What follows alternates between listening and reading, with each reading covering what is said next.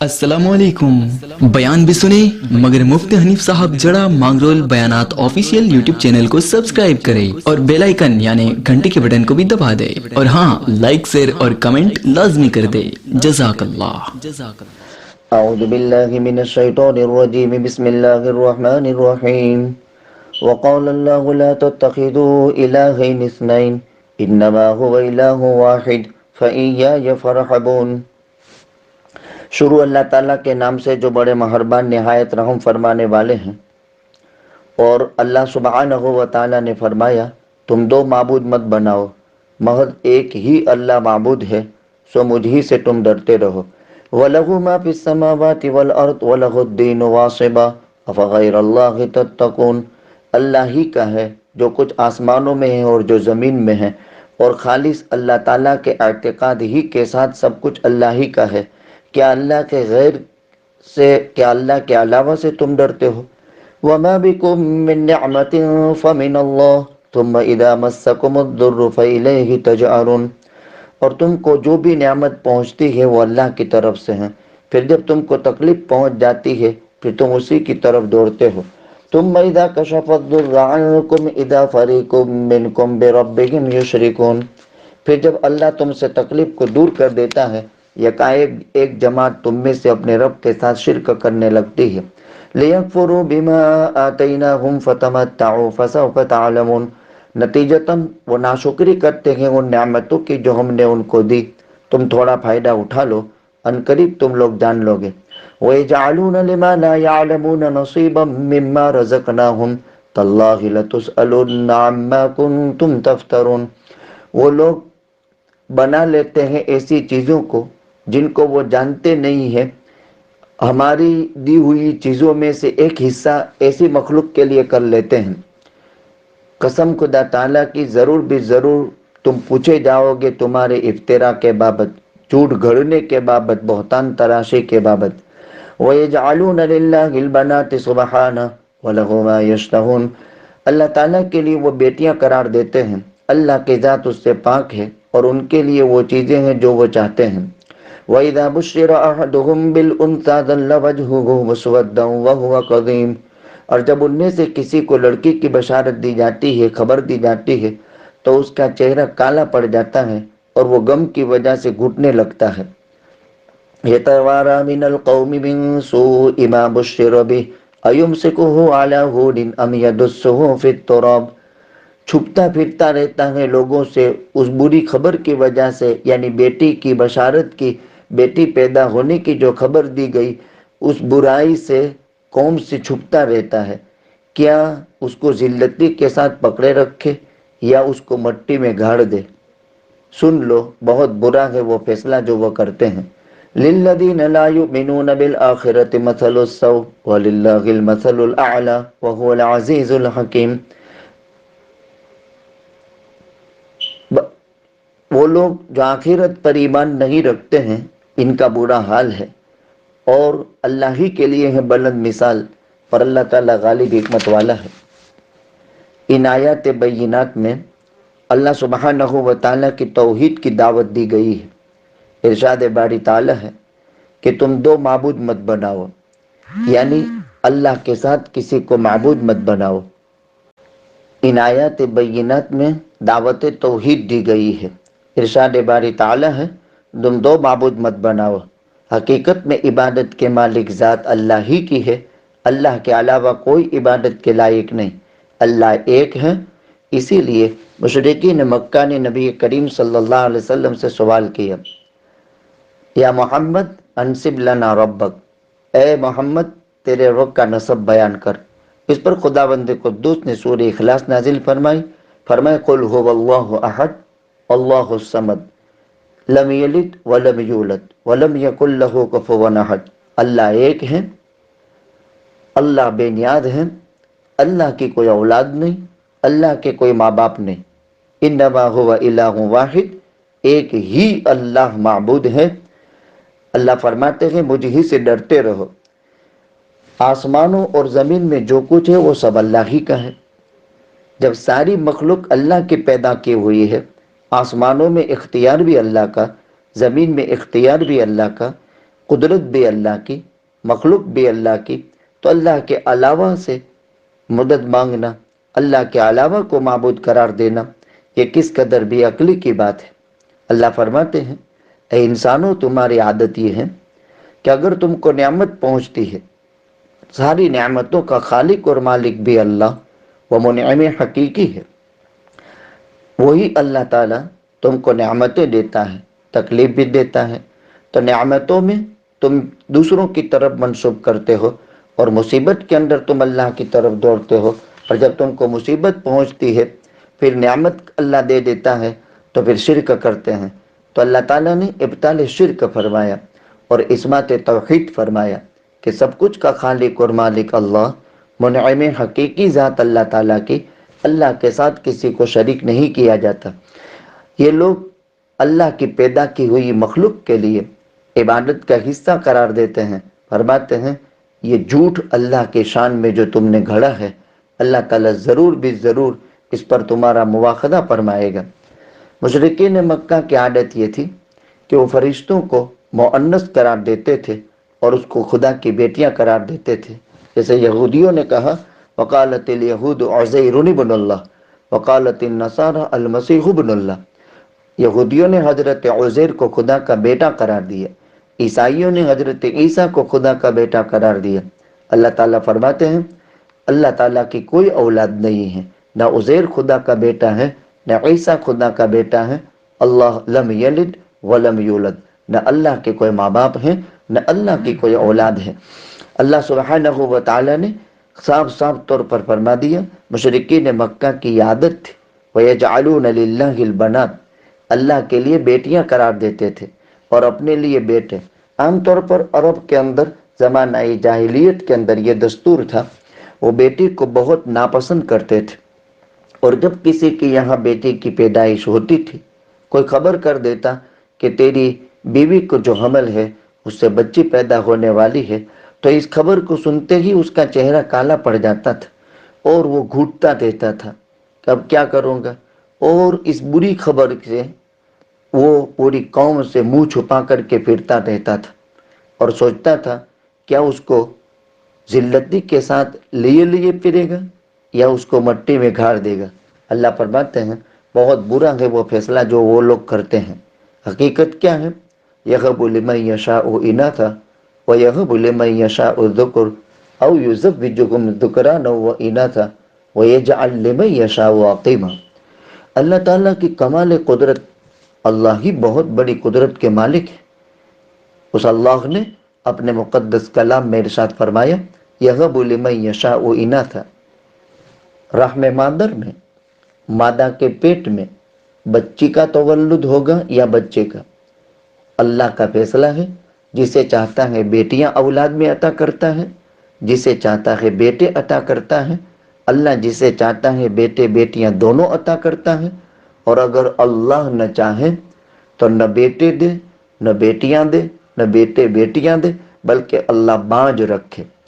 یہ اللہ کا اختیار ہے۔ شادی ہو جانے سے اولاد کا ہو جانا کوئی ضروری نہیں، اولاد اللہ کی طرف سے ملتی ہے۔ اب اس میں بیٹی ہے تو یہ نیکی ہے، بیٹی ہے تو یہ رحمت ہے۔ نبی کریم صلی اللہ علیہ وسلم کا ارشاد ہے جس گھر میں پہلی بچی پیدا ہوتی ہے اللہ اس گھر میں رحمت کے دروازے کھول دیتے ہیں، اللہ اس گھر میں برکت کے دروازے کھول دیتے ہیں، اللہ تعالیٰ اس گھر کے اندر اپنا خصوصی مہربانی فرماتے ہیں۔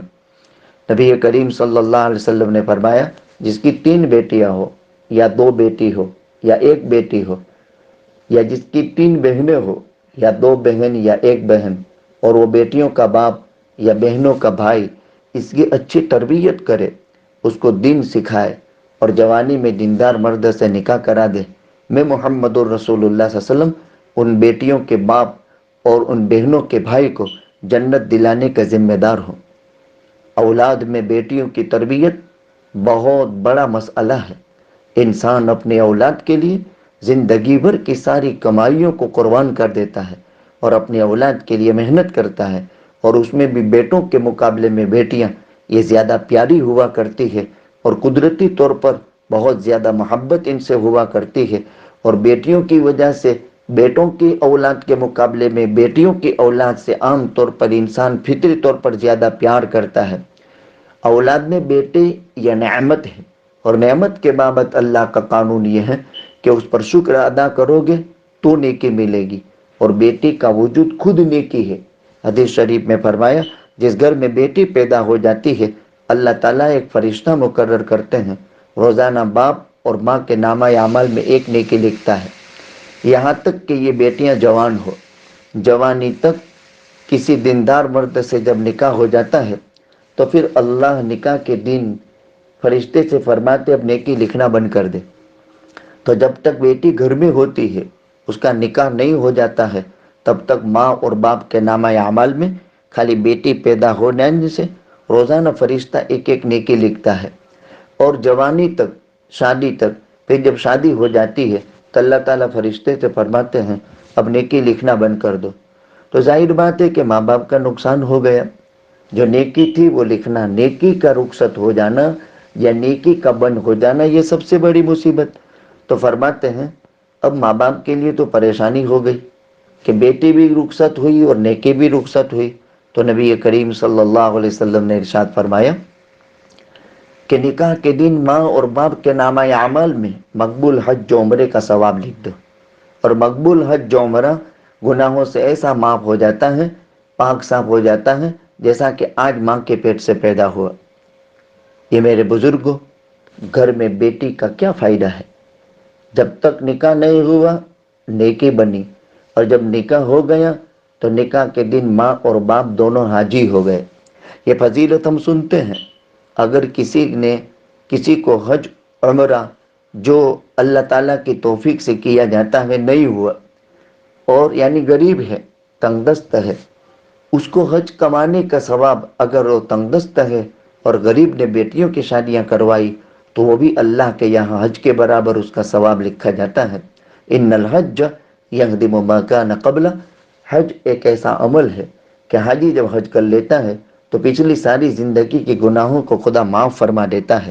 اسی طرح بیٹی کے شادی کے دن بھی اس کو مقبول حج و عمرے کا ثواب ملتا ہے، مقبول حج کا ثواب۔ ان الحج یہدم ما کان قبلہ، اور نکاح کے دن بیٹی یہ جوان ہوئی، جب بیٹی تھی بچپن میں تو نیکی تھی، جب یہ جوان ہوتی ہے تو مرد کے اونچے اخلاق کی دلیل ہوتی ہے۔ نبی کریم صلی اللہ علیہ وسلم نے ارشاد فرمایا کامل مسلمان وہ جس کے اخلاق اچھے ہوں اور جو اپنی بیوی کے ساتھ نرم دل ہو۔ انسان اونچے اخلاق والا ہے یا نہیں، اس کی گواہی یہ ہے کہ اس کی بیوی سے پوچھو، اگر وہ کہے کہ میرا میاں نرم دل ہے تو کہا کہ یہ کامل مسلمان ہونے کی علامت۔ نکاح کی برکت سے اللہ اولاد عطا فرماتے ہیں۔ یہ بیٹی جو بیوی بنی اب وہ ماں بنتی ہے، اس لیے عورت پر چار حال آتے ہیں، یا تو وہ بیٹی ہے، یا تو وہ بہن ہے، یا تو وہ بیوی ہے، یا تو وہ ماں ہے۔ بیٹی اور بہن ہے تو یہ نیکی ہے، بیوی ہے مرد کے اونچے اخلاق کی دلیل ہے، ماں ہے ان الجنت تحت اقدام امہاتکم، جنت تو تمہاری ماؤں کے قدموں کے نیچے ہیں۔ یہ مقام اللہ سبحانہ و تعالیٰ نے عورت ذات کو عطا فرمایا، لیکن مشرکین مکہ میں قدیم زمانہ جاہلیت میں جہاں دیگر خرافات تھے، رسومات تھے، وہاں ایک چیز یہ بھی تھی کہ وہ بیٹی کو زمین میں زندہ دفنا دیتے تھے۔ اولاً بیٹی کی پیدائش کو وہ ناپسند کرتے تھے، دو وجہ سے وہ عار سمجھتے تھے کہ میرے گھر پر کوئی منگیتر بن کر کے آوے اور میرا کوئی داماد قرار دیا جاوے، اس بات سے وہ عار کرتے تھے۔ دوسرا، بیٹے ہیں تو محنت مشقت کر کے روزی روٹی کمائیں گے، فقر و فاقہ دور ہوگا، محتاجگی دور ہوگی، مدد کرے گا۔ بیٹی ہے تو وہ تو بوجھ سمجھتے تھے کہ اس کا تو گزر بسر کرنا پڑے گا۔ مشرکین مکہ اولاد میں بیٹوں کو بھی قتل کر دیتے تھے۔ دیکھیے قرآن کریم میں اللہ سبحانہ و تعالیٰ ارشاد فرماتے ہیں لا تقتلوا اولادکم خشیۃ املاق نحن نرزقهم وإیاکم ان قتلہ کان خطأ کبیرا، نہ تم بیٹوں کو قتل کرو نہ تم بیٹیوں کو قتل کرو رزق کی تنگی کے خوف سے۔ لا تقتلوا اولادکم، اپنی اولاد کو قتل نہ کرو رزق کی تنگی کے خوف سے۔ نحن نرزقکم وإیاہم، روزی ہم دیتے ہیں، دیں گے تم کو بھی اور ان کو بھی۔ نرزقکم یہ مضارع کا صیغہ ہے، حال اور مستقبل کے لیے آتا ہے۔ ابھی بھی روزی اللہ ہی دیتے ہیں اور آئندہ بھی روزی اللہ ہی دیں گے۔ رزاق اللہ ہی کی ذات ہے۔ ان اللہ هو الرزاق ذو القوۃ المتین، روزی اللہ کی طرف سے آتی ہے، رزاق اللہ کی ذات ہے، وہی مضبوط طاقت کا مالک ہے۔ تو اب مشرکین مکہ کے اندر طرح طرح کے خرافات تھے، فقر و فاقہ ان میں عام تھا، انتہائی مظالم اور برائیوں میں زندگی گزارتے تھے، لڑائیاں ان میں عام تھی، شرابیں ان کی گھٹی میں پڑی ہوئی تھی، قمار کے نام سے الگ چیز ہوتی تھی، 365 باطل معبود خانہ کعبہ کے اندر رکھے ہوئے تھے، عجیب قسم کی جہالت کی زندگی تھی۔ وہ مینگنیوں میں کھیلنے والی قوم تھی، وہ قوم ایسی تھی کہ جن پر کوئی حکومت کرنے کے لیے تیار نہیں تھا، وہ جغلائے عرب کے نام سے یاد کی جاتی تھی، جن پر کوئی حکومت کرنے کے لیے تیار نہیں تھا۔ بہت سارے خرافات اس قوم میں تھے۔ ایک چیز یہ بھی تھی کہ لڑکی کو زمین میں زندہ دفنا دیتے تھے۔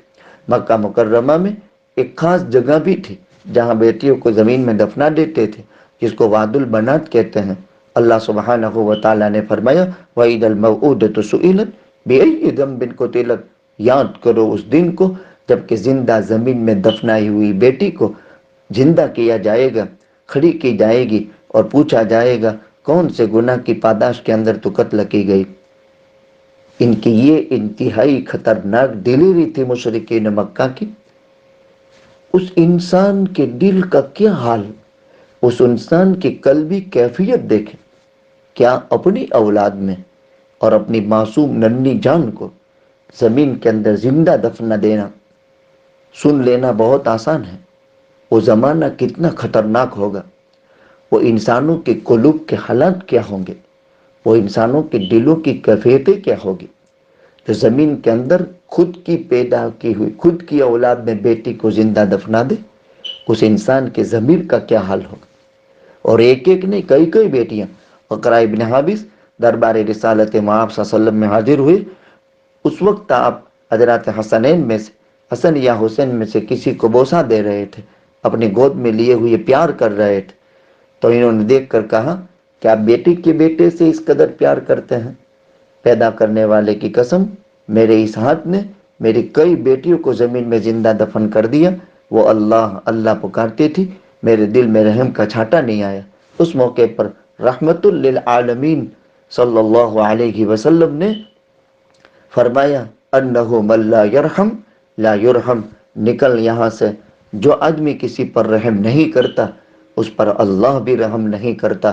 اسی لیے فرمایا الراحمون یرحمہم الرحمن ارحموا من فی الارض یرحمکم من فی السماء، الراحمون یرحمہم الرحمن، رحم کرنے والوں پر رحمان تعالی رحم کرتا ہے۔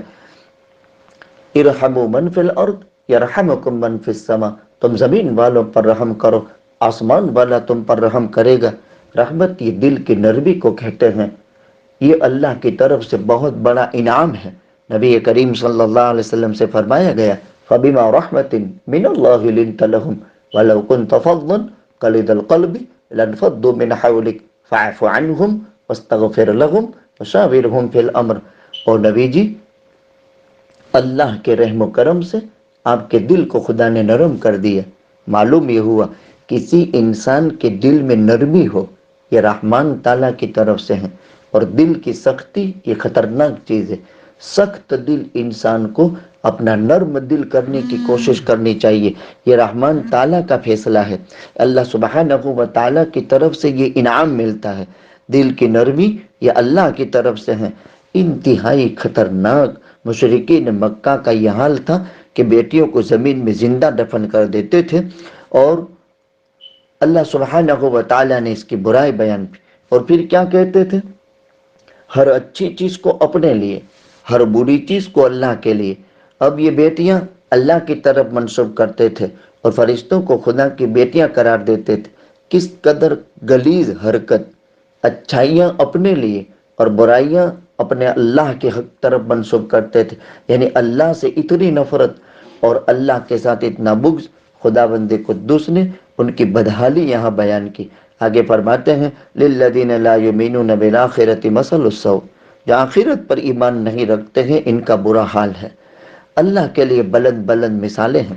مشرکین مکہ اگر خدا فرشتوں کو خدا کی بیٹیاں قرار دے تو اللہ کی شان میں کوئی کمی پیدا ہونے والی نہیں۔ ساری مخلوق اللہ کی ہے، بیٹیاں بھی یعنی انسان کی اولاد میں اس کی بیٹیاں یہ بھی اللہ کی مخلوق، بیٹے یہ بھی اللہ کی مخلوق، کائنات کا بر اور باہر کا نظام یہ اللہ کی مخلوق، علمی مخلوقات اللہ کی مخلوق، سب کچھ اللہ کا پیدا کیا ہوا ہے۔ بلند و بالا حال، بلند و بالا مثال اللہ کے لیے ہے۔ اللہ غالب ہے، حکمت والا ہے، غلبہ اللہ کی ذات کو ہے، حکیم ذات اللہ کی ہے۔ اس کی حکمت کے تقاضے سے خداوند قدوس اپنا نظام چلا رہے ہیں، ورنہ خداوند قدوس اگر لوگوں کے ظلم اور معصیت کے سبب پکڑنا چاہے تو اللہ تعالیٰ کے لیے کوئی مشکل نہیں۔ آگے اللہ فرماتے ہیں وَلَوْ يُؤَاخِذُ اللَّهُ النَّاسَ بِظُلْمِهِمْ مَا تَرَكَ عَلَيْهَا مِنْ دَابَّةٍ وَلَكِنْ يُؤَخِّرُهُمْ إِلَىٰ أَجَلٍ مُّسَمًّى فَإِذَا جَاءَ أَجَلُهُمْ لَا يَسْتَأْخِرُونَ سَاعَةً وَلَا يَسْتَقْدِمُونَ۔ اگر اللہ تعالیٰ لوگوں کو ان کے ظلم کی پاداش میں پکڑ لے، اگر اللہ لوگوں کی پکڑ کر لیا کرے ان کے ظلم کی وجہ سے، زمین پر کسی بھی چلنے والے رینگنے والے جانور کو نہ چھوڑے، لیکن اللہ ان کو ڈھیل دیتا ہے ایک متعینہ مدت تک۔ پھر جب ان کا وقت مقرر آ جاتا ہے، ایک گھڑی وہ پیچھے نہیں ہٹ سکتے ہیں، ایک گھڑی وہ آگے نہیں بڑھ سکتے ہیں۔ معلوم یہ ہوا اللہ کی کمال قدرت بیان کی۔ اللہ سبحانہ و تعالی حکیم ہے۔ حکیم کسے کہتے ہیں؟ حکمت کے تقاضے سے وہ کام کرتا ہے۔ جیسے عربی میں کہا جاتا ہے حکم تو دابہ، حکمت ایک بہت بڑی چیز ہے۔ ہر گناہ کے سبب پکڑ کر لیا کریں، یہ اللہ کی شان حکمت سے بعید ہے۔ اللہ تعالیٰ کر سکتے ہیں لیکن اللہ ایسا نہیں کرتے ہیں۔ کیوں؟ اگر ایسا کر لیں تو کون زمین کا جاندار ایسا ہو سکتا ہے کہ وہ ظلم نہ کرے؟ لیکن پھر اللہ تعالیٰ ہر ایک کی پکڑ کر لیا کرے تو زمین پر کون باقی رہے گا؟ ہاں، پکڑ دھکڑ کے لیے ایک وقت متعین ہے۔ جب انسان معصیت، جرائم اور گناہ جب بھر جاتے ہیں پھر اللہ کی پکڑ آتی ہے۔ ہر کام پر پکڑ کر لینا یہ اللہ تعالیٰ کی شان حکمت سے بعید ہے، لیکن مطلب یہ نہیں کہ اللہ طاقت نہیں رکھتا۔ اللہ بہت بڑی طاقت کا مالک ہے، لیکن اللہ تعالیٰ لوگوں کا مواخذہ نہیں کرتا، یہ اس کی شان حکمت کا تقاضا ہے۔ ہاں، لیکن جب وقت مقرر آ جائے گا، ہر ایک کی پکڑ دھکڑ کا ایک گھڑی بھی آگے نہیں ہو سکتی۔ ساعتن ایک سیکنڈ کو کہتے ہیں، ساعتن ایک گھنٹے کو کہتے ہیں، ساعت ایک تھوڑے سے وقت کو کہتے ہیں۔ نہ ایک گھڑی آگے بڑھ سکتے ہیں، نہ ایک گھڑی پیچھے ہٹ سکتے ہیں۔ یہ اللہ تعالیٰ کا نظام ہے۔ خداوند قدوس کی کمال قدرت بیان کی گئی تو مشرکین مکہ کے جہاں دیگر بہت سارے خرافات تھے، بڑے بڑے جرائم تھے، وہاں ایک جرم یہ بھی تھا کہ اپنی اولاد میں حقیقی بیٹیاں ہیں ان کو زمین میں زندہ دفن کر دیتے تھے۔ خداوند قدوس نے اس کی شناعت بیان کی، اس کی برائی بیان کی۔ نہ رزق کی تنگی کے خوف سے اولاد قتل کی جائے، نہ اس کو منحوس سمجھ کر کے قتل کیا جائے، بلکہ یہ اللہ تعالیٰ کی مخلوق ہے اور بیٹی اللہ کی طرف سے بہت بڑی رحمت ہے، نیکی ہے۔ خداوند قدوس نے جن کو بیٹیاں عطا فرمائی وہ بھی قابل قدر ہیں، بیٹے عطا فرمائے یہ بھی اللہ تعالیٰ کی بہت بڑی نعمت ہے۔ اس نعمت کی قدردانی کرنی چاہیے اور اس کو انسان اپنے لیے ثواب کی چیز سمجھے اور آخرت میں انسان اس کو اپنے لیے ذخیرہ سمجھے۔ یہی بیٹیاں اگر بچپن میں انتقال کر جائے، انسان کے نابالغ اولاد یہ ماں باپ کے لیے ذخیرہ بن جاتی ہے۔ اللہ سبحانہ و تعالیٰ سے دعا کرتے ہیں خداوند قدوس ہمیں اپنے اولاد میں بیٹے بیٹیوں کی قدردانی کی توفیق عطا فرماوے، اور ہم سب اللہ کے محتاج ہیں۔ اللہ سب کا خالق اور مالک ہے۔ اللہ کی عبادت کی طرف متوجہ رہیں اور اللہ سبحانہ و تعالیٰ کھرے کھوٹے کڑوے کھٹے حالات کا مالک ہے۔ اللہ کی طرف متوجہ رہنے سے خداوند قدوس حالات کی اصلاح فرماتے ہیں، برے حالات کو اچھے حالات میں تبدیل فرماتے ہیں۔ اب یہ رمضان المبارک کا دوسرا اشارہ بھی تیزی سے گزر رہا ہے۔ چند دنوں پہلے رمضان داخل ہوا تھا، رمضان تیزی سے گزر رہا ہے، اس دوسرے عشرے کے اندر مغفرت کا عشرہ ہے۔ اللہ تعالیٰ سے دعا کرتے ہیں خدا بند قدوس ہماری پوری مغفرت فرما دے۔ کائنات میں مخلوق بہت پریشان ہیں، اللہ کے کلمے کو بلند کرنے کے لیے نکلے ہوئے راہ خدا کے مجاہدین انتہائی تکلیفیں دیے جاتے ہیں، پریشان کیے جاتے ہیں، لیکن میرے بزرگوں او دعوت کے ساتھیوں، تمہاری قربانیاں بیکار نہیں جائے گی، تمہاری کوششیں بیکار نہیں جائے گی۔ صبر کرو، ہمت رکھو، اللہ تعالیٰ سے ثواب کی امید رکھو، یقیناً خدا بند قدوس وہ مدد فرمائیں گے جو صحابہ کی مددیں کی، وہ مدد فرمائیں گے جو مکہ مکرمہ میں ہجرت سے پہلے رسالت مآب صلی اللہ علیہ وسلم کی ہجرت کے بعد مدینہ منورہ میں کی۔ آپ نے اللہ کے لیے ہجرت کی ہے، نصرت کرنے والی ذات اللہ کی ہے، انسانوں کی نصرتیں اپنی حیثیت کی ہے، انسانوں کی نصرتیں اپنی طاقت کی ہے، رب العزت کی نصرت اپنی طاقت کی ہے۔ وہی اللہ مددگار ہے، وہی اللہ ہجرت کے بعد نصرت کرے گا، اور جب وہ نصرت کرے گا تو دنیا دیکھتی رہے گی۔ صبر کڑوا گھونٹ ہے، صبر بہت مشکل ہے، لیکن کرنا ہی پڑے گا۔ اللہ تعالیٰ توفیق عطا فرمائے، ہمت عطا فرماوے، پریشانیوں کو ختم فرماوے، پوری دنیا کو وبائی مرض سے پاک صاف فرما دے، اور اللہ پوری دنیا کے اندر امن و امان عطا فرمائے، پریشان حال بھائیوں کی پریشانی دور فرماوے۔ خدا بند قدوس اپنے اہل و عیال سے دور ہر ایک انسان کو، ہم سب کو جلد از جلد خوشی اپنے وطن، اپنے اہل و عیال کے اندر اپنی کمال قدرت سے، اپنے اللہ ہونے کے فضل سے ہم سب کو پہنچا دے۔ خدا بند قدوس ہر دعا کو قبول فرمانے والا ہے۔ اے اللہ، جب روزدار کی دن میں ایک دعا قبول ہوتی ہے، ہماری یہ دعا قبول فرما لے۔ رات میں ایک دعا قبول ہوتی ہے، ہماری یہ دعا قبول فرما لے۔ تمام عالم کے مسلمانوں کو خصوصی صبر عطا فرما، ہمت عطا فرما، بیماروں کو صحت شفائے کامل عطا فرما، پوری دنیا سے لاک ڈاؤن کو ختم فرما، ظالموں کے ظلم کو ختم فرما، مظلوموں کی حمایت فرما، فریاد رسی فرما، ظالموں کے دلوں کو نرم کر دے۔ اے اللہ، پھنسی ہوئی مخلوق کو ٹھکانے لگا دے۔ رب العالمین دعائیں قبول فرما لے۔ وآخر دعوانا ان الحمد للہ رب العالمین۔ سبحان ربک رب العزت عما یصفون وسلام علی المرسلین والحمد للہ رب العالمین۔ السلام علیکم۔